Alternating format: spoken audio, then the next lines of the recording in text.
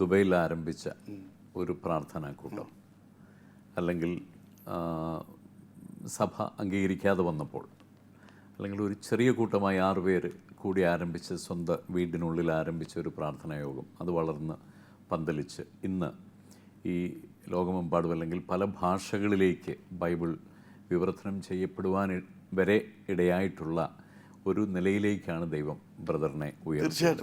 ഈ 75 വയസ്സിലെത്തി നിൽക്കുമ്പോൾ ഏറ്റവും ചാരിതാർത്ഥ്യം തോന്നുന്നത് ഒരു പക്ഷേ ഈ ബൈബിൾ ട്രാൻസ്ലേഷനിലാണോ? എനിക്ക് ഈ ചാരിതാർത്ഥ്യം എന്നൊരു വാക്കില്ല. കാരണം അങ്ങനെ ഒരു ഞാൻ ഇത്രയും ചെയ്തല്ലോ എനിക്ക് തോന്നുന്നില്ല. ഇതിലും ഉപരിയായിട്ട് പലതും ചെയ്യാമായിരുന്നു. ഓക്കെ, എൻ്റെ പരിമിതികൾ ഒരുപാടാണ്. അപ്പോൾ അതുകൊണ്ട് ചെയ്യേണ്ട പല കാര്യങ്ങളും പൂർണ്ണമാക്കുവാൻ കഴിയാതെയുള്ളൊരു വിഷമം മാത്രം. കാരണം ദൈവത്തിന് എത്ര ചെയ്താലും എനിക്ക് മതി വരില്ല. ഓക്കെ, കാരണം എന്നെ ഞാനാക്കിയൊരു ദൈവമല്ലേ. അതെ, കുപ്പയിൽ നിന്ന് കോരിയെടുത്ത് ഒന്നുമില്ലാത്ത എല്ലാവരും തള്ളിക്കളഞ്ഞൊരവസ്ഥയിൽ നിന്ന് പോഷണ എന്നെ പിടിച്ച് ഇതിനൊക്കെ ചുമതല ഏൽപ്പിക്കുമ്പോൾ അത് ദൈവത്തിൻ്റെ വാത്സല്യമാണ്. ഇന്നായാലും ശരി, ഒരു കാര്യം ഞാൻ എൻ്റെ ഹൃദയം തകർന്നൊരു കാര്യം ഞാൻ പറഞ്ഞു, ആ സെക്കൻഡിൽ ദൈവത്തിൻ്റെ മറുപടി ദൈവം നൽകും. അതൊരു വലിയ ഭാഗ്യമല്ലേ, ദൈവത്തിൻ്റെ വലിയ കരുണയല്ലേ. അപ്പോൾ ഒരു ചാരിതാർത്ഥ്യം എന്നൊരു കാര്യം ഞാൻ അതിൻ്റെ ചെയ്തു. No, I don't believe that. കാരണം അതിൻ്റെ ഒരു പ്രധാനപ്പെട്ട കാരണം ഞാൻ ചിന്തിക്കുന്ന ഒരു പക്ഷേ ബ്രദർ കടന്നുപോയ ഒരു വലിയ കഷ്ടതകളുടെ താഴ്വരകളുണ്ട്. താഴ്വരല്ല, തീച്ചുളയാണ്. തീച്ചുള, താഴ്വര എന്ന് പറയാൻ മേല, തീച്ചുള. എന്നാലും കഷ്ടത ഒരുപാട് അനുഭവിച്ചിട്ടുണ്ട്, ഒരുപാട് വേദനകൾ, ഒരുപാട് നിന്ദകൾ, ഒരുപാട് വെറുപ്പുകൾ, അപമാനം, പക, അപമാനം, ഇങ്ങനെയൊക്കെയുള്ള ഒരുപാട് കാര്യങ്ങളിലൂടെ ഈ കഴിഞ്ഞ 40 വർഷങ്ങൾ അല്ലെങ്കിൽ 40 വർഷത്തോളം കടന്നു പോയിട്ടുണ്ട്. അതിനെക്കുറിച്ച് എന്താ ബ്രദറിന് ഇപ്പോൾ പറയാനുള്ളത്? ഞാൻ തിരിഞ്ഞു നോക്കുമ്പോൾ അതൊക്കെ ദൈവത്തിൻ്റെ പരീക്ഷണങ്ങളായിരുന്നു, ദൈവം തന്ന പരീക്ഷണങ്ങളായിരുന്നു. അവിടെയൊക്കെയും എന്നെ സംബന്ധിച്ച് വേദനകളുണ്ട്. ആ വേദനയിൽ കൂടെ കടന്നു പോകാൻ തക്കണ ഈ ബൈബിൾ അന്ന് ഞാൻ ദുബായിൽ നിന്ന് പോരുമ്പോൾ എന്നെ അവർ നാട് കടത്തിയായിരുന്നല്ലോ. എൻ്റെ എല്ലാം എടുത്ത് നശിപ്പിച്ച് ബൈബിൾ കത്തിച്ച് എന്തെല്ലാം. എൻ്റെ കമ്പ്യൂട്ടേഴ്സ്, ആ കാലത്ത് 4 കമ്പ്യൂട്ടേഴ്സ്, 2 ലാപ്ടോപ്പ്, 14 വർഷം ഞാൻ ഗവേഷണം നടത്തിയ മുഴുവൻ പുസ്തകങ്ങൾ മുഴുവൻ കത്തിച്ചോളൂ. എൻ്റെ കൺമുമ്പിൽ വെച്ചതെല്ലാം ചെയ്തു. I was not bothered. കാരണം ദൈവത്തിന് ഇതിനേക്കാൾ ഉപരിയായിട്ട് ചെയ്യാൻ കഴിയും. ഞാൻ നാട്ടിൽ വന്നപ്പോൾ 2 ചോയ്സ്. ഒന്നിൽ ഈ പ്രസ്ഥാനം നിർത്തുക, ബൈബിൾ പരിഭാഷ. അവരവിടെ വെച്ച് പറഞ്ഞു, നിനക്ക് നിർത്താമെങ്കിൽ ഇവിടെ വന്നായാലും ശരി. ഇതിനൊക്കെ ഇറങ്ങി തിരിച്ചിട്ട് ഇതിൻ്റെ വല്ല ആവശ്യമുണ്ടായിരുന്നു എന്ന് എൻ്റെ പഴയ എൻ്റെ ആത്മീയ ഗുരുക്കന്മാരും ഒക്കെ ഇതിനൊക്കെ വല്ല ആവശ്യമുണ്ടോ? ദൈവം വിളിച്ചു, സുവിശേഷം വരെ ചെയ്ത് പോകുന്നു. ഇതൊക്കെ ട്രാൻസ്ലേറ്റ് ചെയ്യാനും ഇതിനൊക്കെ പോകാൻ വലിയൊരു ദൈവം പറഞ്ഞോ ബൈബിൾ ട്രാൻസ്ലേറ്റ് ചെയ്യാൻ? See the point. തീർച്ചയായിട്ടും ദൈവം പറഞ്ഞു എന്നുള്ളത് ബ്രദറിനെ അറിയത്തുള്ളൂ. അല്ലാതെ അത്രേ ഉള്ളൂ. ദൈവം പറഞ്ഞു ബൈബിൾ ട്രാൻസ്ലേറ്റ്. ഇതൊക്കെ തന്നെത്താനെ എടുത്ത് വെച്ചുണ്ടാക്കിയ കാര്യത്തിന് അതിനകത്ത് അവർക്കാർക്കും ഉത്തരവാദിത്വമില്ല. I never bothered about it. കാരണം ഞാൻ എന്ത് ചെയ്യുന്നുള്ളത് എനിക്കറിയാമല്ലോ. എൻ്റെ ദൈവം എന്നോട് പറഞ്ഞിരിക്കുന്ന കാര്യം എനിക്കറിയാം. I was not bothered about it. കാരണം ദൈവത്തിൻ്റെ ഒരു പദ്ധതിയിലേക്ക് ദൈവം നടത്തണമെങ്കിൽ ഈ തീച്ചുള ആവശ്യമാണ്. ഒരു മനുഷ്യനെ മോൾഡ് ചെയ്യുന്നത് അല്ലെങ്കിൽ ഷേപ്പ് ചെയ്യുന്നത് തീർച്ചയായിട്ടും കടന്നു പോകുന്ന ഈ പരീക്ഷണങ്ങളും പ്രതിസന്ധികളുമാണ് നമ്മെ ദൈവത്തിൻ്റെ സന്നിധിയിൽ കൂടുതലായിട്ട് ശക്തിമത്തായിട്ട് പ്രവർത്തിക്കുവാനുള്ള വഴികൾ തുറക്കുന്നത്. കാരണം തിരുവചനം നമ്മൾ അതാണല്ലോ പഠിപ്പിക്കുന്നത്. യോസഫിൻ്റെ ചരിത്രം, ദാവീദിൻ്റെ ചരിത്രം നാം നോക്കുമ്പോൾ എത്ര വലിയ കഷ്ടതകളോടെ അവർ കടന്നുപോയത്. അപ്പോൾ അങ്ങനെയുള്ള കടന്നു പോകുമ്പോഴും അവർക്കായിട്ടൊരു വാഗ്ദത്തം ദൈവത്തിനുണ്ട്. ആ വാഗ്ദത്തം പ്രാപിക്കണം. വാഗ്ദത്തം എനിക്കും ബിനോയ്ക്കും ഒക്കെ ഉണ്ട്. പക്ഷേ ആ വാഗ്ദത്തം പ്രാപിക്കണമെങ്കിൽ ആ പാതയിലൂടെ കടന്നു പോകുന്നത് വളരെ ബുദ്ധിമുട്ടുള്ള കാര്യമാണ്. തീർച്ചയായിട്ടും. അതുമാത്രമല്ല, ബൈബിൾ നിമിത്തം ഉണ്ടായി. അത് നമുക്ക് സ്വപ്നം പോലും കാണാൻ കഴിയാതെ എൻ്റെ ഞാൻ കെട്ടിപ്പടുത്ത് 6-7 കോടി രൂപ സമ്പാദിച്ചു കൊടുത്ത് എല്ലാം ഉണ്ടാക്കി, ഹോളും മറ്റേതും മറിച്ചതും, കാറും വണ്ടിയും വാനും, പിന്നെ ചിൽഡ്രൻസ് വടിക്കോളിറ്റ് ബാലിക എന്ന് വേണ്ട എന്തെല്ലാം ഉണ്ടാക്കി കൊടുത്ത് അതിൽ നിന്നെല്ലാം ഒരു സുപ്രഭാതം അമേരിക്കയിലായിരുന്നപ്പം എന്നെ അതിൽ നിന്നെല്ലാം ഡിസ്മിസ് ചെയ്തിരിക്കുന്നു. കാരണം എന്താ, ഞാൻ സഭ സ്ഥാപിച്ചു. മനസ്സാ വാച കർമ്മണ അറിയാത്തൊരു കാര്യമാണ്. അതുകൊണ്ട് ദൈവം പറഞ്ഞു എന്ന് ഇതിൻ്റെ സ്ഥാപകം പറഞ്ഞ് ദൈവം എന്നോട് പറഞ്ഞു. അതായത് സഭ സ്ഥാപിച്ചോട്ടെ പുറത്ത് കളയാൻ. എന്നിട്ട് കടന്നു വന്ന പൊതുയോഗം എന്ന് പറയുന്നത് അവിടെ കൂടിയ കുറച്ച് പേർക്ക് പഫ്സും കേക്കും വാങ്ങിച്ചു കൊടുത്ത്. ഞാൻ പറയുന്നത് ലജ്ജിക്കുന്നില്ല, ലജ്ജാവഹമായ കാര്യം. എന്നിട്ട് പറയും ദൈവത്തിനാത്മാവിനോട് പറഞ്ഞു, ദൈവം എന്നോട് സംസാരിച്ചു. ഇങ്ങനെ അവൻ നമ്മുടെ സംഘടനയുടെ നിയമാവലി ഉണ്ടാക്കി ഞാനോടാണ്. സഭ വിട്ടു വന്നു കഴിഞ്ഞാൽ ഈ സ്ഥാനമില്ല, അവരവരുടെ സഭയിൽ നിന്ന് പ്രവർത്തിക്കണം. പക്ഷെ അവൻ തന്നെ പോയി സഭ സ്ഥാപിച്ചു. ഇപ്പോൾ ഇതിനകത്ത് സഭ സ്ഥാപിച്ച ഈ മനുഷ്യൻ പറയാനുള്ള കാരണം, ഇംഗ്ലീഷ് വീക്കിൽ ഒരു ഇൻ്റർവ്യൂ ഉണ്ടായിരുന്നു. അപ്പോൾ ആ ഇംഗ്ലീഷിൽ അതിനകത്ത് അവരെഴുതി he's pastoring the interdenominational Christ church in ന്യൂയോർക്ക്. ഓക്കെ. ഈ പാസ്റ്ററിങ് എന്ന് പറഞ്ഞപ്പോൾ പാസ്റ്റർ, പാസ്റ്ററിങ് ആയി. അയ്യോ കഷ്ടം. അത് ഇവർ പറയുന്നുണ്ട്. അപ്പം പാസ്റ്ററിങ് എന്ന് പറഞ്ഞാൽ ആത്മീയമായ നേതൃത്വം കൊടുക്കുന്ന അർത്ഥമാണ്. അപ്പോൾ തെളിവ് എൻ്റെ കയ്യിലുണ്ട്. വന്ന മനുഷ്യർക്ക് വല്ലതും അറിയാവോ? എടുത്തു. അത് കഴിഞ്ഞ് ഞാൻ വന്നു. എന്നോട് ഒരുപാട് പേര് പറഞ്ഞു കേസ് കൊടുക്കാൻ. ഞാൻ കേസ് കൊടുത്തില്ല. ഇവരെ ഈ സമൂഹത്തിൽ ഏതെല്ലാം തേജോവധം ചെയ്യാനുള്ള 1000 കാര്യങ്ങളുമായിട്ട് ആളുകളുണ്ടെങ്കിൽ വന്നു. I never went for it. ഞാനത് ചെയ്തേ ഇല്ല. കാരണം ഞാൻ ദൈവത്തിൻ്റെ നീതിക്ക് വേണ്ടി കാത്തിരിക്കുകയാണ്. ദൈവം പ്രവർത്തിക്കട്ടെ. കാരണം എന്നെ വിളിച്ച ദൈവമാണ്, എന്നെ ശുശ്രൂഷ ഇത്രത്തോളം നടത്തിയ ദൈവമാണ്, വളർത്തിയ ദൈവമാണ്. അവർ പുറത്ത് കളഞ്ഞാൽ ദൈവത്തിൻ്റെ വിലയാണ് പോയി. എൻ്റെ വിലയൊന്നും നഷ്ടപ്പെട്ടില്ല. എനിക്കൊരു വ്യക്തിത്വം ഇല്ലല്ലോ. അല്ലെങ്കിൽ ദൈവത്തിന് മറ്റുദ്ദേശങ്ങളുണ്ട്. എന്താ ഉദ്ദേശമായിരുന്നല്ലോ. 5 വർഷം എനിക്കിവിടെ ശുശ്രൂഷയില്ലായിരുന്നു. ഒരു ശുശ്രൂഷയില്ല. കാരണം എവിടെ ശുശ്രൂഷ ചെയ്യുന്നത്? 3 പ്രാവശ്യം വാർഷിക ഉപവാസം കൊമ്പാടിയിൽ ഹോള് വാടകയ്ക്കെടുത്ത് തിരുവല്ല വെച്ച് നടത്തി. അതിന് വിദേശത്തു നിന്നൊക്കെ ആൾക്കാർ വരും. അല്ലാതെ എനിക്കൊരു ശുശ്രൂഷയില്ല. കാരണം എനിക്ക് സ്ഥലമില്ല. ഉണ്ടാക്കിയതെല്ലാം ഇവർ പിടിച്ചെടുത്തു. ദൈവം പറഞ്ഞ് കവർന്നെടുത്തു. ഒക്കെ അവർ ജേതാക്കളായി. എനിക്കൊരു പ്രതികാരവും ഇല്ല. ഞാൻ കാത്തിരി കൂടെ ഉള്ളവരാ പോയത്. അദ്ദേഹം പറഞ്ഞു ഞാനൊന്നും മിണ്ടാൻ പോയില്ല. I never reacted at all. എൻ്റെ ദൈവത്തെക്കുറിച്ച് എനിക്കൊരു വിശ്വാസമുണ്ട്. ആ 5 വർഷം കഴിഞ്ഞാണ് ഈ ഒരു പ്രസ്ഥാനത്തിന് ദൈവം അടുത്ത പടിയിലേക്ക് എന്നെ കയറ്റി കൊടുത്തത്. ഞാൻ ബ്രദറിൻ്റെ മിനിസ്ട്രിയിൽ വളരെ പ്രധാനപ്പെട്ട മറ്റൊരു മിനിസ്ട്രിയാണ് മദേഴ്സ് കിച്ചൺ എന്ന് പറയുന്നത്. അതിനെക്കുറിച്ചും കൂടി ഒന്ന് വിശദീകരിക്കാം. ഉപവാസ പ്രാർത്ഥന എന്ന് പറയുമ്പോഴേ ദൈവം ഉപവാസ പ്രാർത്ഥനയെ കുറിച്ച് യെശയ്യാ 58-ാം അധ്യായത്തിൽ പറയുമ്പം ഇസ്രായേൽ മക്കൾ ചോദിക്കുന്നുണ്ട്, ഞങ്ങൾ ഉപവാസം നീ നോക്കാതിരിക്കുന്നത് എന്താ എന്ന് ചോദിക്കണം.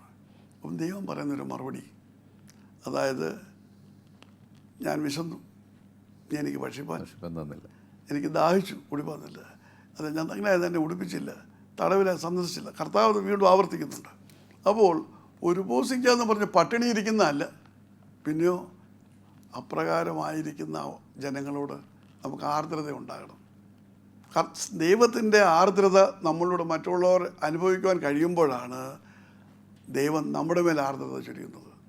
ഉപവാസ പ്രാർത്ഥന, എല്ലാവരും ഉപവാസ പ്രാർത്ഥനയാണ്. എവിടെ ചെന്നാലും ഉച്ചയ്ക്ക് വരെ ഉപവാസ പ്രാർത്ഥന, അത് ഉപവാസ പ്രാർത്ഥനയാണ്. ഒരു ദിവസം വൈകുന്നേരം വരെ കഴിച്ചില്ല, അത് ഉപവാസ പ്രാർത്ഥനയാണ്. Okay, very good. പക്ഷേ ഇത് ഉപവസിക്കുമ്പോൾ ഈ ഒന്നുമില്ലാത്തവർക്ക്, കഷ്ടതയിലും പട്ടിണിയിലും ആ രീതിയിൽ ദരിദ്രവർക്ക്, അവർക്ക് നിൻ്റെ കയ്യിൽ എന്തെങ്കിലും കൊടുക്കുക. ഞാൻ ഉപവസിക്കുവാൻ കടന്നു വരുന്നതോടെ ഞാൻ പറയും 3 ആഴ്ച ഉപവസിക്കണം എന്ന് പറയുമ്പോൾ ഈ സന്ധി നിൻ്റെ ഭക്ഷണത്തിന് ഏതെങ്കിലും ഒരു ഭാവം വല്ലവർക്കും കൊടുക്കുക. അപ്പോൾ എനിക്ക് ആദ്യം ഒരു ശുശ്രൂഷ ഉണ്ടായിരുന്നു. അതായത് നമ്മുടേതായിട്ടുള്ള ഈ ഭക്ഷണം നമ്മൾ കഴിയുമ്പോൾ ഷെയർ എ മീൽ, നമ്മൾ ഭക്ഷണം കഴിക്കുക. അപ്പോൾ അതിൻ്റെ ഒരു ഷെയർ മാറ്റി വെച്ചിട്ട് അത് കൊടുക്കുക. അങ്ങനെ ആദ്യമേ അപ്പോൾ ഇവിടെ ഞാൻ ഹോട്ടലിൽ പോയാൽ കഴിച്ചു കുടിക്കുമ്പം ഒരു പൊതി ആദ്യമേ 3 പൊറോട്ട ഉണ്ടെങ്കിൽ 1 പൊറോട്ടയും കറി എടുത്ത് പറഞ്ഞു പൊതി ഞാൻ പറയും. അങ്ങനെയുള്ള നമ്മൾ ആൾക്കാരൊക്കെ ചെയ്യും. പക്ഷേ ഇപ്പോൾ കേരളത്തിൽ വന്നപ്പോൾ ഭിക്ഷക്കാർ ഇത് കൊടുക്കാൻ നമ്മളിതും പൊതിഞ്ഞുകൊണ്ട് വണ്ടിയെ വരിക. ചിലപ്പോൾ 10-30 മൈൽ യാത്ര ചെയ്താലും ഒരാളെ കാണാനില്ല. കാരണം എന്ന് പറഞ്ഞാൽ കേരളത്തിലെ ഭിക്ഷാടകരെ എല്ലാം അവർ പിടിച്ചുകൊണ്ട് പോവുക, പട്ടി കിടക്കുന്നത്. അപ്പോൾ പാത്തും പതുങ്ങിയും പുറത്തെ ആടുന്നവന് നമുക്കിന്ന് ചെല്ലുമ്പോൾ കാട്ടുന്നത്. അപ്പോൾ ആ ശുശ്രൂഷ അങ്ങനെ 2 വർഷം നടത്തിയപ്പോൾ ഇത് പ്രായോഗികരിക്കാൻ വളരെ ബുദ്ധിമുട്ടുണ്ട്. അപ്പോൾ ഇപ്രകാരമുള്ള ആർദ്രത മറ്റുള്ള ചൊരിയാത്തക്കവണ്ണം അത് ഉപവാസ പ്രാർത്ഥനയുടെ അടിസ്ഥാനമാണത്. ആർദ്രത എന്ന് പറയുന്നത് മനസ്സരിവ്. അപ്പോൾ അങ്ങനെയുള്ളൊരു കാര്യത്തിലാണ് നാം ഇവിടെ കിടപ്പ് രോഗികളുടെ കാര്യം മനസ്സിലാകുന്നത്. ഇവിടെയല്ല, കിടപ്പ് രോഗികൾക്ക് വേണ്ടി ഒരു ശുശ്രൂഷ വേണം. അതിന് വേണ്ടിയിട്ടാണ് പ്രാർത്ഥിച്ചത്. അങ്ങനെയാണ് ഈ നമ്മുടെ ഈ സ്റ്റുഡിയോയുടെ അടുത്ത് 62 കിലോമീറ്ററിന് ചുറ്റളവുള്ള 72 കിടപ്പ് രോഗികളായിട്ടുള്ളവർ എല്ലാ ദിവസവും രാവിലെ പ്രഭാത ഭക്ഷണം എല്ലാ ദിവസവും കൊടുക്കുവാൻ തക്കവണ്ണം പ്രവർത്തിക്കുന്നത്. അല്ലാതെ തന്നെ ഒരുപാട് പ്രയാസം ദുഃഖത്തിലൊക്കെ വരുന്നവർക്കൊക്കെ പിന്നെ ഇത് പരസ്യപ്പെടുത്താൻ സാധ്യമല്ല. കാരണം പിന്നെ ഇവിടെ നീണ്ട ക്യൂ ആയിരിക്കും. അങ്ങനെ കൊടുക്കാനുള്ള മുഖാന്തരമൊന്നും നമുക്കില്ല. അപ്പോൾ അതുകൊണ്ട് വളരെ രഹസ്യമായിട്ട് ഏറ്റവും അത്യാവശ്യമുള്ളവർക്ക് കൊടുക്കുന്നവർ ഞാനും മാത്രമേ അറിയുള്ളൂ. അപ്പോൾ ചെയ്യാത്ത രീതിയിലൊക്കെ ചെയ്യുന്നുണ്ട്. പിന്നെ കിടപ്പ് രോഗി സഹായി കിരോസ എന്ന് പറയുന്ന ഭവനം വെച്ച് കൊടുക്കുക. അത് വർഷത്തോട് 2-3 ഭവനം അത് നമുക്ക് ലഭിക്കുന്ന മുഖാന്തരം വെച്ചാണ് ചെയ്യുന്നത്. ഇപ്പോഴാണെങ്കിൽ മാനന്തവാടിയിൽ ഒരു ഭവനത്തിലെ തറക്കല്ലിട്ട് 2 ആഴ്ച മുമ്പ്. ഇപ്പോൾ മഴയായിട്ട് പണി മുൻപോട്ട് കൊണ്ടുപോകാൻ പറ്റുന്നില്ല. അത് അവിടെ ഒരു വിധവയും ആരോരുമില്ലാതെ ഒരു വെറുതെ ഒരു ടെൻ്റ് അടിച്ച് കിടക്കാൻ അവരെ പിടിച്ച് പറഞ്ഞ് അവിടെ നമ്മൾ ആ ഭവനം പണിയാണ്. ഈ വർഷം ഇപ്പം 4 മാസം അത് പൂർത്തീകരിക്കും. അപ്പോൾ ഇങ്ങനെയുള്ള ആതുര ശുശ്രൂഷകൾക്ക് പിന്നെ രോഗികളായിട്ട് വരുന്നവർക്ക് ചികിത്സാ സഹായങ്ങൾ പല പല കാര്യങ്ങൾ ചെയ്യുന്നുണ്ട് നമ്മളെ കഴിയുന്ന രീതിയിൽ.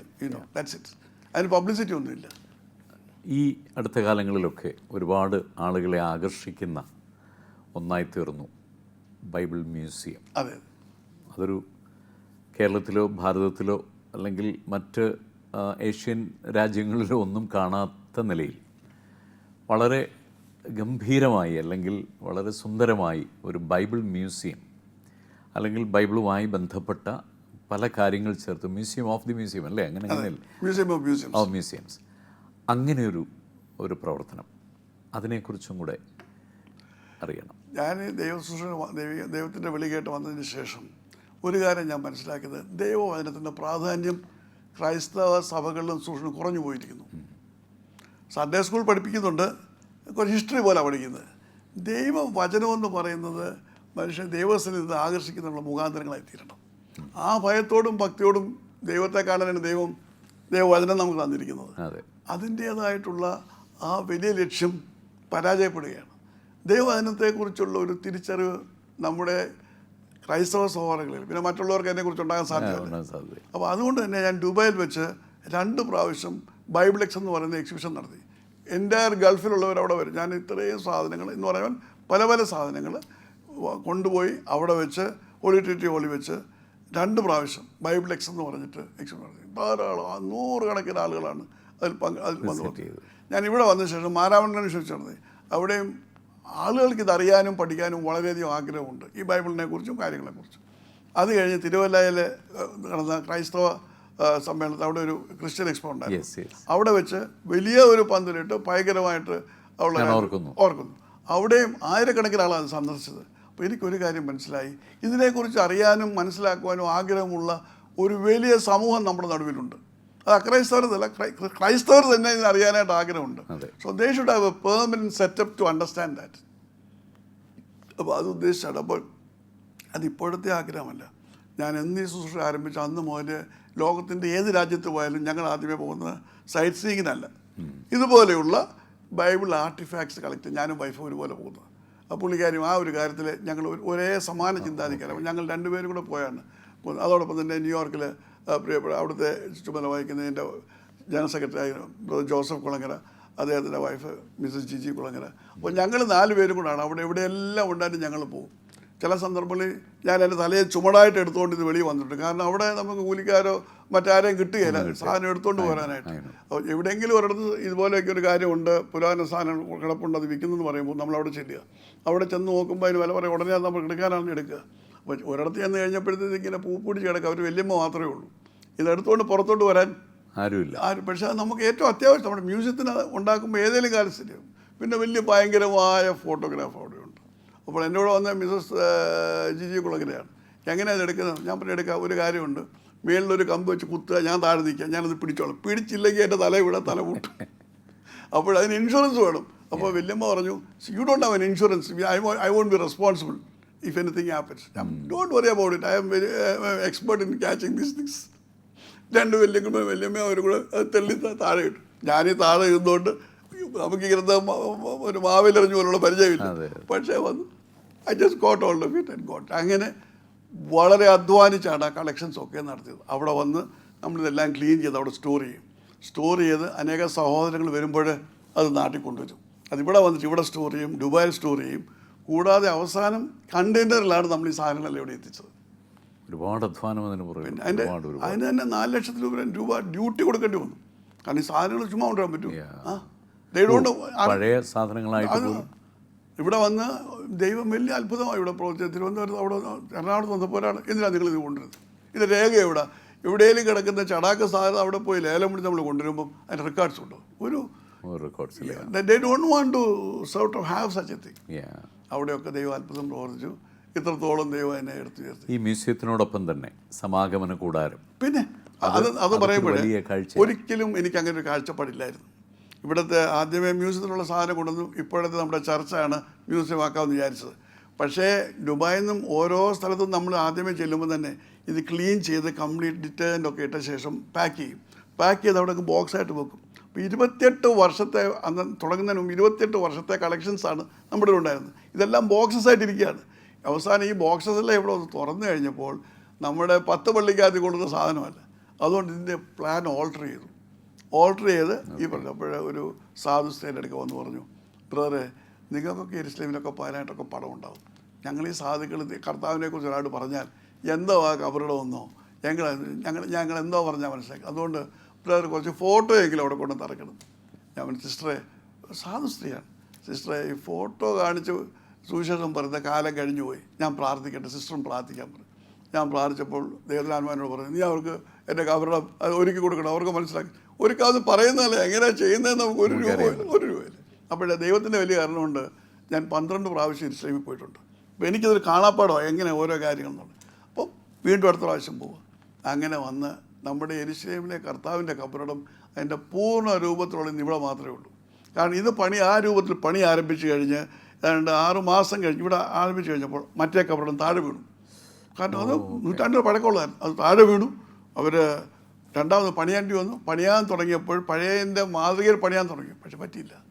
പഴയതിൻ്റെ ചാരുത അതിനില്ല. സോ ഇന്ന് ലോകത്തിലുള്ള കർത്താവിൻ്റെ പൗരാണിക കബറിടങ്ങളിൽ ഒന്നാമത്തേത് നമ്മുടെ കബറിടമാണ്.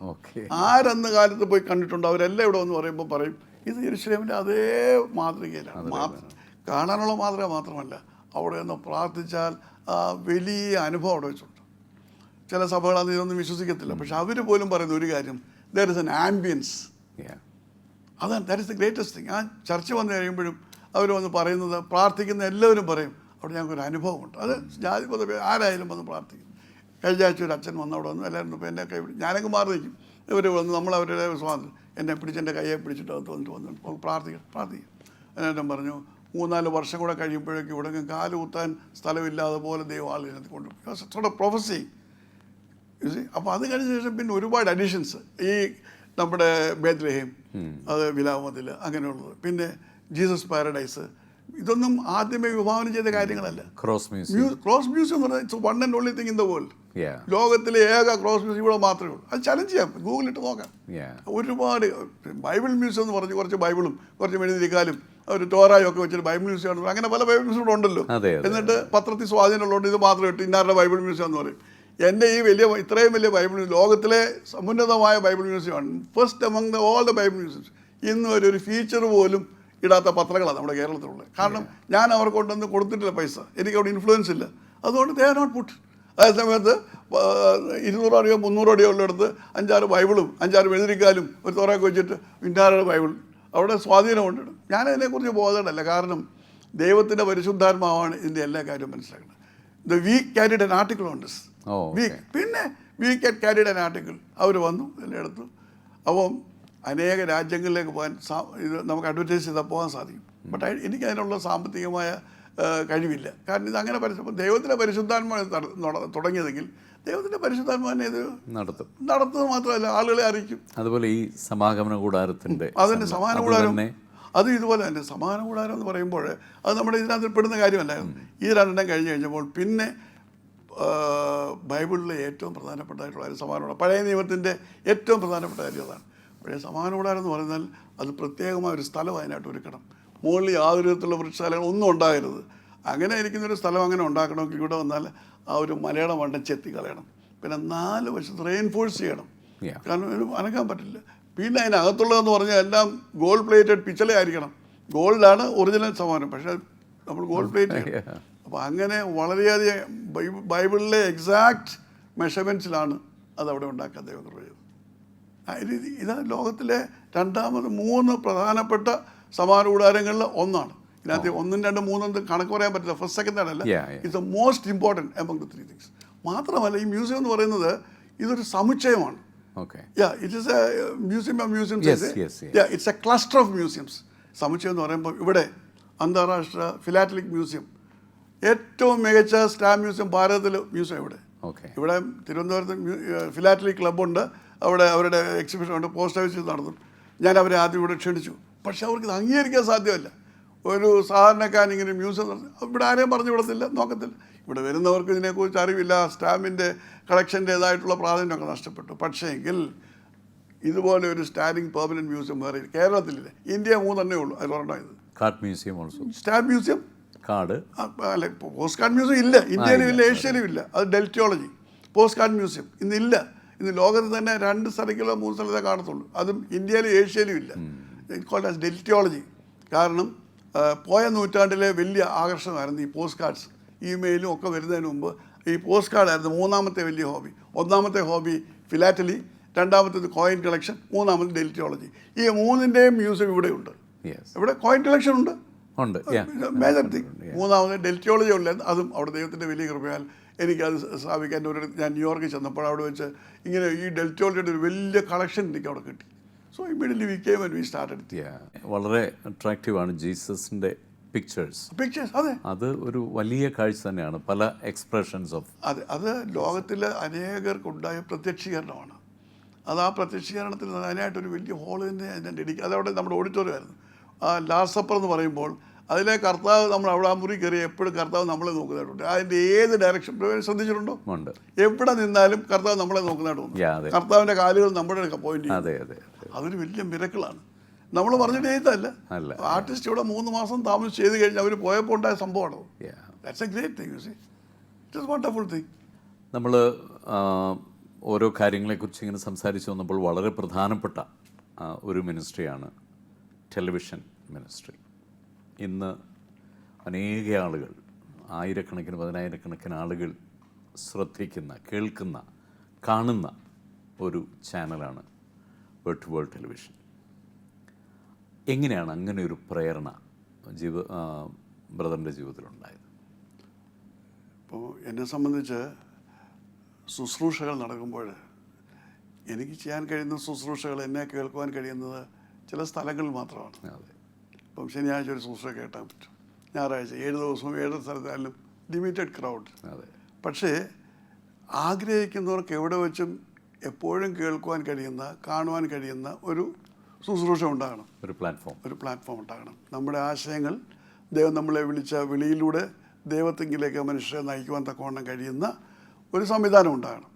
അത് ആദ്യമേ ഞാൻ മനസ്സിലാക്കിയത് റേഡിയോയിലൂടെയാണ്. സീഷെൽസ് വെച്ച് ഫീബ റേഡിയോ, അതിലും ബിനോയ് എൻ്റെ പാട്ടുണ്ടായിരുന്നു. ആദ്യത്തെ പാട്ട്, അതിൻ്റെ ഇൻട്രൊഡക്ഷൻ സോങ് ബിനോയ് ആയിരുന്നു. പിന്നെ അതിൻ്റെ ഇൻട്രൊഡക്ഷനും ബിനോയ് ആയിരുന്നു. അപ്പോൾ അത് ദുബായിൽ വെച്ചായിരുന്നു. അപ്പോൾ അന്നത്തെ കാലത്ത് ടെലിവിഷൻ ഇല്ല, നമുക്ക് റേഡിയോ ആയിരുന്നു. അത് ഫീബ റേഡിയോ ആണ് അതിനകത്തിൽ പ്രവർത്തിച്ചിരുന്നത്. ആ ഫീബ റേഡിയോയിലൂടെയാണ് പലരും KP ഓനാനും മറ്റു പലരും. അപ്പോൾ അവിടെ വെച്ച് യേശുവിൻ സന്നിധിയിൽ എന്ന് പറയുന്ന പ്രോഗ്രാം നമ്മുടേതായിട്ടുണ്ടായിരുന്നു. അപ്പോൾ അന്നത്തെ ആ യേശുവിൻ സന്നിധിയിലുള്ള പാട്ടും ബിനോയ പാടുന്നത് അല്ലേ? അതെ. യേശുവിൻ സന്നിധിയിൽ വരുവിൻ, യേശുവിൻ സന്നിധിയിൽ അധ്വാനിക്കും സോദരരെ, ഭാരം ചുമപ്പവരെ, അധ്വാനിക്കും സോദരരെ, ഭാരം ചുമപ്പവരെ എന്നിട്ടാണ് നമ്മളവിടെ ഇൻട്രൊഡ്യൂസ് ചെയ്യുന്നത്. എന്നിട്ട് അതായിരുന്നു ആദ്യത്തെ നമ്മുടെ മീഡിയയിലുള്ള റേഡിയോ. അതായിരുന്നു. അത് കഴിഞ്ഞതിന് ശേഷമാണ് ഈ സംഭവം എല്ലാം ഉണ്ടായി. ഫീബ റേഡിയോ തകർന്നു, അത് നമ്മുടേത് പോയി. പിന്നെ ഒരു വലിയ പ്രശ്നം ഉണ്ടായിരുന്നത്, ഫീബ റേഡിയോയുടേതായിട്ടുള്ള അവരുടെ ക്യാമറ അവിടുന്ന് സ്റ്റേഷനിൽ നിന്ന് വരുന്നത് ഒരു പ്രത്യേക വെസ്റ്റേൺ ഡയറക്ഷനാണ് വെച്ചിരുന്നത്. അത് അവർ ആ ഡയറക്ഷൻ മാറ്റിയപ്പോൾ കേരളത്തിൽ ഇത് കേൾക്കാൻ വയ്യാതെ തോന്നുന്നു. ആ ഡയറക്ഷൻ്റെ വ്യത്യാസം നമ്മളെ ബാധിച്ചു. അപ്പം നമുക്കിത് മാത്രമേ ഉള്ളൂ. അപ്പോൾ അങ്ങനെ വന്നപ്പോൾ അത് നിർത്തേണ്ടി വന്നു. അത് കഴിഞ്ഞ് വർഷങ്ങളായിട്ട് എന്തോ മാർഗമെന്ന് ചോദിച്ചപ്പോൾ എൻ്റെ അവസാനം ടെലിവിഷനിലേക്ക് വരുവാൻ തക്കൊണ്ടുള്ള ഒരു പ്രേരണ ഉണ്ടായി. അതിനുവേണ്ടി 4-5 വർഷം പ്രാർത്ഥിച്ചു. പക്ഷേ നമുക്കിതിനെക്കുറിച്ച് ഒന്നും അറിഞ്ഞുകൂടാ. അപ്പോൾ ഇങ്ങനെ ഇതൊരു വലിയ മിനിസ്ട്രിയാണ്. നമ്മുടെ ലക്ഷ്യം എന്ന് പറയുമ്പോൾ നമ്മളിവിടെ ഇരുന്നാലും നമ്മുടെ സുവിശേഷം എല്ലായിടത്തും എത്തും. ആര് എവിടെ വെച്ച് എങ്ങനെ ഈ സുവിശേഷം കേൾക്കുന്ന ആർക്കും പറയാൻ സാധ്യമല്ല. അതിന് ഉദാഹരണമായിട്ട് ഞാൻ ഒരിക്കൽ ഒരു ദേവദാസൻ്റെ പ്രസംഗം കേട്ടു. ഈ ടെലിവിഷൻ്റെ സാധ്യത, അതായത് ഒരു സഹോദരൻ നമ്മളെക്കുറിച്ച് അറിയണം, യേശുവിനെക്കുറിച്ച് അറിയണം. അയാൾ അക്രൈസ്തവനാണ്, പക്ഷേ അയാൾക്ക് ഒരു സുവിശേഷ പന്തൽ പ്രസംഗം കേൾക്കാൻ ഒരിടത്ത് പോകാൻ സാധ്യത, കൺവെൻഷന് പോകാൻ സാധ്യമല്ല, ദേവാലയത്തിൽ പോകാൻ സാധ്യമല്ല, ഒരിടത്തും പോകില്ല.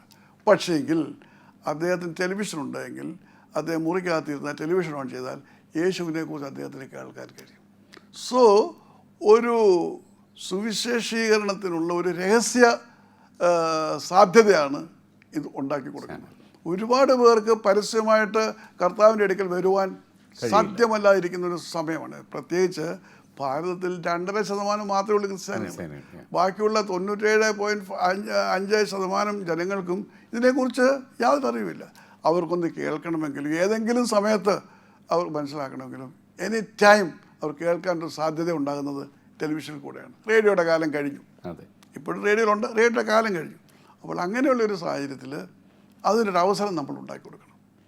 അതാണ് മെയിനായിട്ടും ഈ പ്രത്യേകമായിട്ട് ടെലിവിഷൻ്റേതായിട്ടുള്ള ഒരു ലക്ഷ്യം. പിന്നെ നമ്മുടെ സഹോദരങ്ങൾ ഇപ്പം ആസാമിലുണ്ട്, ബോംബെയിലുണ്ട്, അമേരിക്കയിലുണ്ട്.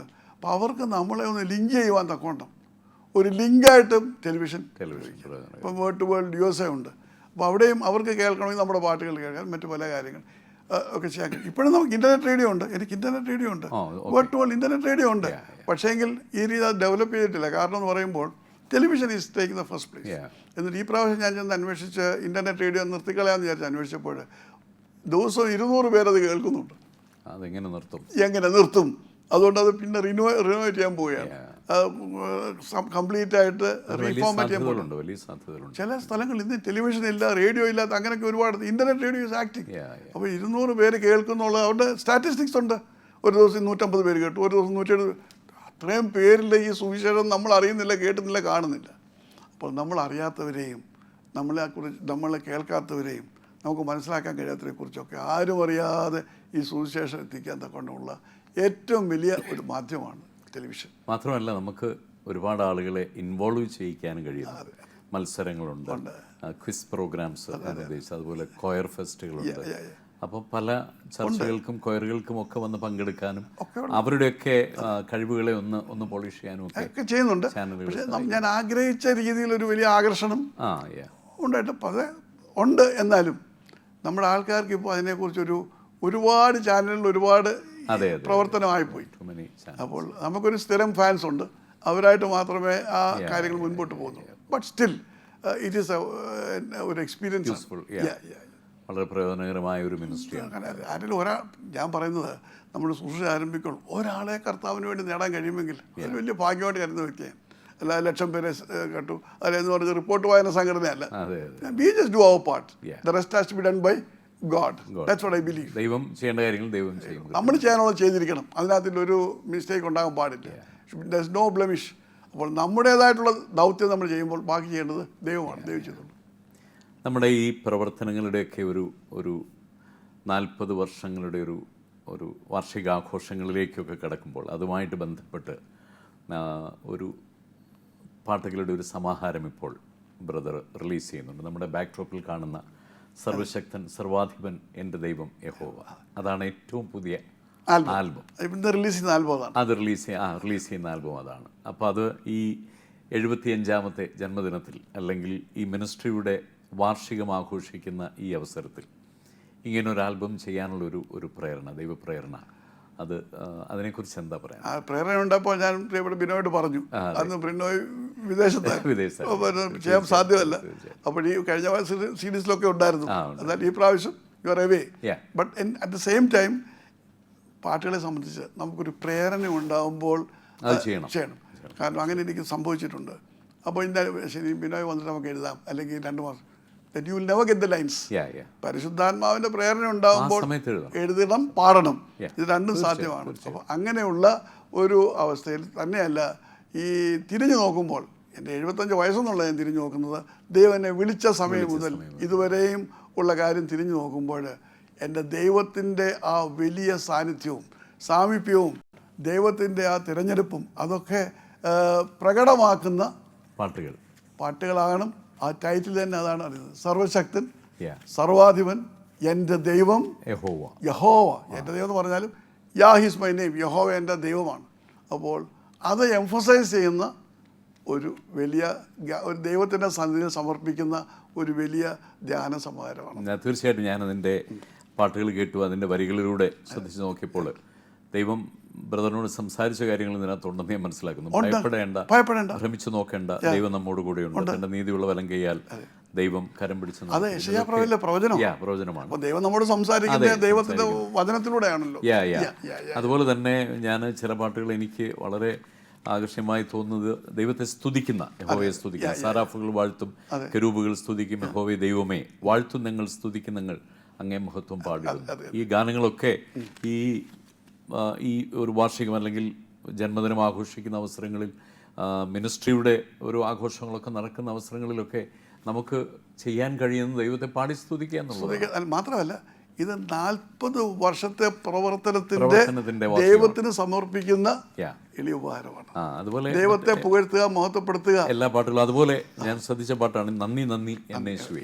കാരണം ഈ നമുക്ക് നന്ദി അല്ലാതെ മറ്റൊന്നും കൊടുക്കാനില്ല, മനുഷ്യൻ ചിന്തിക്കുന്നില്ല, ഒന്നും കാരണം ഈ നാളുകൾ ഇത്രയും ദീർഘകാലങ്ങൾ ഈ കഷ്ടതയുടെ നടുവിലൂടെ, ഈ പ്രതിസന്ധികളുടെ നടുവിലൂടെ, അല്ലെങ്കിൽ മറ്റുള്ളവരുടെ എന്താ പറയുന്ന ഉപദ്രവങ്ങളുടെ നടുവിലൂടെ, പീഡനങ്ങളുടെ നടുവിലൂടെ, ഇങ്ങനെയൊക്കെ നടുവിലൂടെ യാത്ര ചെയ്തപ്പോൾ ദാവീദിനെ പുലർത്തിയ ദൈവം ആ നിലയിൽ തന്നെ ബ്രദറിനോട് കൂടെ ഇരുന്നു. അപ്പോൾ അതിനുള്ള ഒരു നന്ദിയുടെ പാട്ടുകളൊക്കെ ഉൾപ്പെടുത്തിയാണ് ഈ ആൽബം റിലീസ് ചെയ്യപ്പെടുന്നത്. അതിൽ ഒരുപാട് സന്തോഷമുണ്ട്. മാത്രമല്ല നമുക്ക് അതിൽ കൂടുതൽ എന്തോ ദൈവത്തിന് കൊടുക്കുക. അതാണ് ഞാൻ അവിടെ എഴുതിയിരിക്കുന്നത്. നന്ദി അല്ലാതെ എന്ത് വാട്ക്കാൻ വീടും 10 രൂപ അവിടെ കൊണ്ട് കാണിക്കുന്നത്. അതെ, ദൈവത്തെ പ്രസാദിപ്പിക്കാൻ കഴിയുമോ? അപ്പോൾ എന്തെല്ലാം ചെയ്താലും ദൈവത്തെ പ്രസാദിപ്പിക്കുന്ന നമ്മുടെ ഹൃദയത്തിൽ നിന്നുന്ന സ്തുതികളാണ്, സ്തോത്രങ്ങളാണ്, സാക്ഷ്യങ്ങളാണ്. വളരെ മനോഹരമായ ഗാനങ്ങളാണത്. നല്ല ഗായകരിൽ ബിൻസ്കറിയൊക്കെ അടക്കമുള്ള പല പാട്ടുകാരാണത് പാടിയിരിക്കുന്നത്. ആ ഒരു പാട്ടുകളും അനേകരുടെ ഹൃദയങ്ങളെ തന്നെയല്ല, അതൊരു ന്യൂജൻ ട്രെൻഡാണ്. അതിന്റെ ട്യൂൺസ് അല്ല, ഓർക്കസ്ട്രേഷൻ എന്ന് പറഞ്ഞാൽ നോട്ട് ദ കൺവെൻഷണൽ വൺസ്. ഒന്ന് മാറിക്കോട്ടെ, തീർച്ചയായിട്ടും മാറിക്കോട്ടെ. Take a step forward. നേരത്തെ ചിന്തിച്ചതുപോലെ ഒരു ട്രെൻഡി ആയിട്ടുള്ള പുതിയ തലമുറയാണ്. അപ്പം അങ്ങനെയുള്ള പാട്ടുകളൊക്കെ അനേകരുടെ ഹൃദയങ്ങളിലേക്ക് ആഴത്തിൽ പതിയട്ടെ. ഈ പുതിയ ഗാനോപഹാരത്തിനും ഞങ്ങളുടെയൊക്കെ ആശംസകളും ഒക്കെ അറിയിക്കുന്നു. ദൈവമാണ് അതിനെ അനുഗ്രഹിക്കേണ്ടത്. എങ്കിലും ഞങ്ങളുടെയൊക്കെ മനസ്സിൽ ഈ പാട്ടുകളൊക്കെ ദീർഘകാലം നിലനിൽക്കുമെന്നുള്ള കാര്യത്തിൽ യാതൊരു പാട്ടുകൾ. പിന്നെ അതുകൊണ്ടാണല്ലോ നമ്മൾ ഇന്നും സൈമൺ സാറിന്റെയും സാധു കൊച്ചുദേശിയുടെയും ഒക്കെ പാട്ടുകൾ പാടുന്നത്. അതുകൊണ്ടാണല്ലോ പാട്ടുകൾ ഒരുപാട് വരുന്നുണ്ട്. പരിശുദ്ധാത്മ നിറവിൽ എഴുതിയ പാട്ടുകൾ.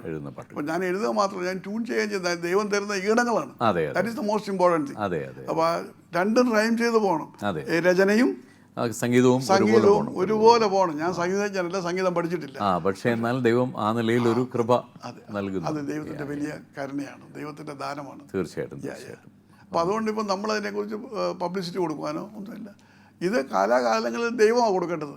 ദൈവം തന്ന വരികളെ കുറിച്ച് ദൈവത്തിനാ ബോധ്യമുള്ളത്, അല്ലേ? തീർച്ചയായിട്ടും. അങ്ങനെ ഈ പുതിയ ആൽബം സർവശക്തൻ സർവാധിപൻ എൻ്റെ ദൈവം യഹോവ, അത് അനേകരത് ഏറ്റുപറയട്ടെ, അനേകരുടെ ഹൃദയങ്ങളെ അത് ചലിപ്പിക്കട്ടെ, അല്ലെങ്കിൽ അനേകർക്ക് ധൈര്യം പകരാൻ, ഭയപ്പെടേണ്ട, ഭ്രമിച്ചിടേണ്ട ഒരുപാട് അതിനകത്ത് ആ പാട്ടുകളൊക്കെ അനേകർക്ക് ശക്തി പകരട്ടെ എന്ന് പ്രാർത്ഥിക്കുന്നു.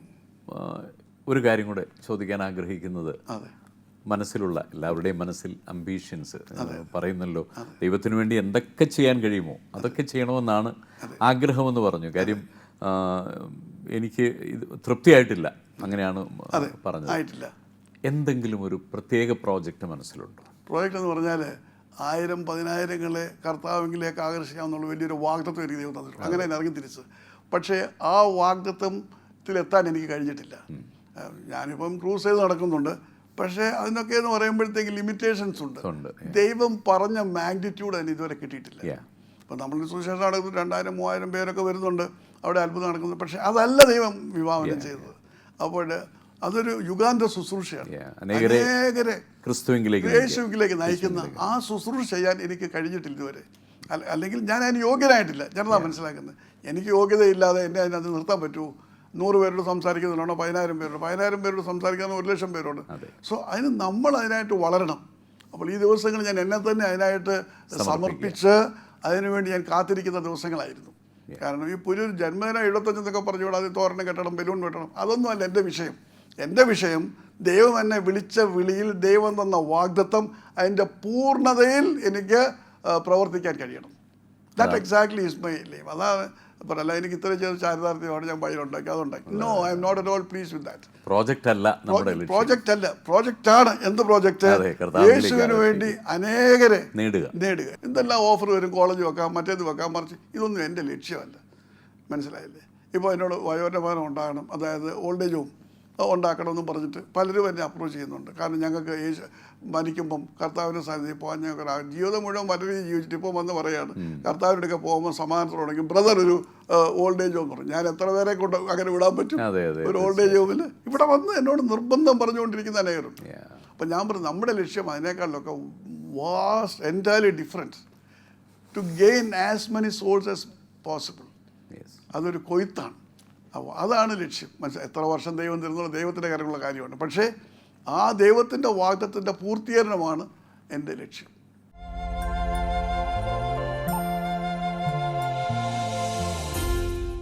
ധന്യമായ ഒരു ജീവിതം എന്ന് പറഞ്ഞാൽ പോരാ, അനേകരെ ക്രിസ്തുവെങ്കിലേക്ക് ആകർഷിക്കുവാൻ കഴിഞ്ഞ ഒരു ആത്മീയ ജീവിതം. അനേക ശുശ്രൂഷകൾ, ഗാനങ്ങൾ, അതിൻ്റെ രചന, അതിൻ്റെ സംഗീതം, അതിൻ്റെ റെക്കോർഡിംഗ്, അതിൻ്റെ വിതരണം, അതുപോലെ തന്നെ തിരുവചനം, അതിൻ്റെ ട്രാൻസ്ലേഷൻസ്, പല ലിപികളില്ലാത്ത ഭാഷകളിലേക്ക് പോലുമുള്ള ഭാഷാന്തരങ്ങൾ, തിരുവചനവുമായി ബന്ധപ്പെട്ടുള്ള അനേക ശുശ്രൂഷകൾ, ബൈബിൾ മ്യൂസിയം, രോഗശാന്തി ശുശ്രൂഷകൾ, സഭയുടെ പ്രവർത്തനങ്ങൾ, അങ്ങനെ നിരവധി മേഖലകളിൽ, കാരുണ്യത്തിൻ്റെ രംഗങ്ങളിൽ അനേകർക്ക് അത്താണിയായിത്തീരുന്ന, ചിലർക്ക് ഭവനങ്ങൾ നൽകുന്ന, അനേകർക്ക് ആഹാരം നൽകുന്ന അനേക പ്രവർത്തനങ്ങളിൽ സജീവമായി ഏർപ്പെട്ടുകൊണ്ടിരിക്കുന്ന, ഇപ്പോൾ ഞാനിരിക്കുന്ന ഈ സ്റ്റുഡിയോ ഫ്ലോർ തന്നെ അതിനൊരു ഉദാഹരണമാണ്. തൻ്റെ മനസ്സിൽ ദൈവം തന്ന വിഷൻസ്, കാഴ്ചപ്പാടുകളെ പൂർത്തീകരിക്കുവാനുള്ള ദീർഘമായ പരിശ്രമം, കഠിനാധ്വാനം, അതൊക്കെയാണ് ഡോക്ടർ മാത്യൂസ് വർഗീസിൽ കാണുന്നത്. ഇന്ന് അദ്ദേഹത്തിൻ്റെ 75 വർഷങ്ങളിലേക്ക് നാം ഒന്ന് തിരിഞ്ഞു നോക്കിയപ്പോൾ നാം എന്തെല്ലാം കേട്ടു, അനുഭവിച്ച കഠിന യാതനകൾ കേട്ടു, ദൈവത്തിൻ്റെ അനുഗ്രഹങ്ങൾ കേട്ടു, ദൈവത്തിലുള്ള വിശ്വാസത്തിൽ സമർപ്പിച്ച ഒരു ജീവിതത്തെക്കുറിച്ച് നാം കേട്ടു.